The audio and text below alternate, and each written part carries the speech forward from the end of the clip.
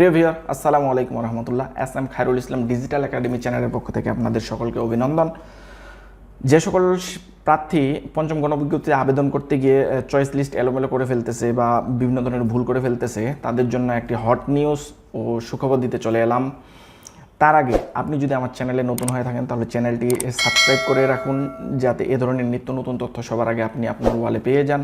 আর ভিডিওটি সাবস্ক্রাইব করে সকলের মাঝে পৌঁছে দিন, যেন তথ্যটি আরও অনেকেই দেখতে পারেন।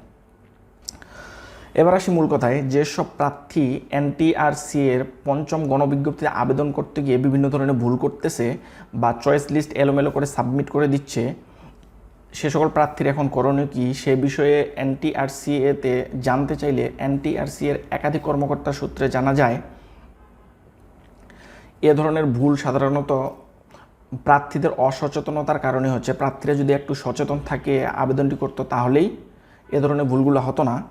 কারণ প্রার্থীটি আবেদনটি ফাইনাল সাবমিট করার আগে সম্পূর্ণভাবে প্রিভিউ শো হয়। এই প্রিভিউটা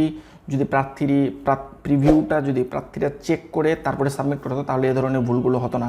যেহেতু প্রার্থীরা এ ধরনের ভুল করেই ফেলতেছে, ইচ্ছা করে হোক বা অনিচ্ছাকৃতভাবেই হোক, এখন তারা যদি পেমেন্ট করে ফেলে তাহলে সেক্ষেত্রে তো তেমন করণীয় তেমন কিছু নেই। আর যদি পেমেন্ট করে না ফেলে তাহলে 72 ঘন্টা পরে আবেদনটি অটোমেটিকলি সার্ভার থেকে ডিলিট হয়ে যাবে, তখন প্রার্থীরা পুনরায় আবেদন করতে পারবেন। এই তথ্যটি সূত্র হচ্ছে দৈনিকশিক্ষা.com ও আমাদের বার্তা পত্রিকা। এই তথ্যটিতে যে মূল বিষয়টি হচ্ছে যে আবেদন আপনি করে ফেলেছেন, আবেদন করে আপনি কোনো কিছু একটা ভুল করে ফেলেছেন। এখন আপনি ফাইনাল সাবমিট করার আগে প্রিভিউ ছিল, আপনি প্রিভিউটাও চেক করেননি। ফাইনাল সাবমিট করার পরে আপনার চোখে পড়লো যে আপনি ভুলটি করে ফেলেছেন। সেক্ষেত্রে আপনি যদি 72 ঘন্টার মধ্যে পেমেন্ট না করে থাকেন, তাহলে আপনার আবেদনটি সার্ভার থেকে ডিলিট হয়ে যাবে এবং আপনি পুনরায় আবেদন করতে পারেন, এমন তথ্যটি দৈনিকশিক্ষা.com দিয়েছেন। প্রিভিউয়ার, আশা করি এ তথ্যের মাধ্যমে আপনারা আপনাদের সমস্যার সাময়িক একটি সমাধান পেয়েছেন। এ ধরনের এনটিআরসি সম্পর্কিত যে কোনো নিত্য নতুন তথ্য সবার আগে পেতে চ্যানেলটি সাবস্ক্রাইব করে রাখুন। আর ভিডিওটি সকলের মাঝে শেয়ার করে সকলের দেখার সুযোগ করে দিন।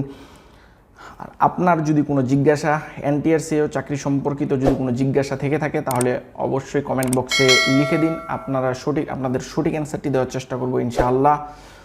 আপনাদের সকলের সুস্বাস্থ্য কামনা করে আজ বিদায় নিচ্ছি, কিন্তু বিদায় নিচ্ছি না, হাজির হব আরেকটি নতুন টপিক ও নতুন তথ্য নিয়ে পরবর্তী কোনো ভিডিওতে। ততক্ষণ আল্লাহ হাফেজ, আসসালামু আলাইকুম ওয়া রাহমাতুল্লাহ।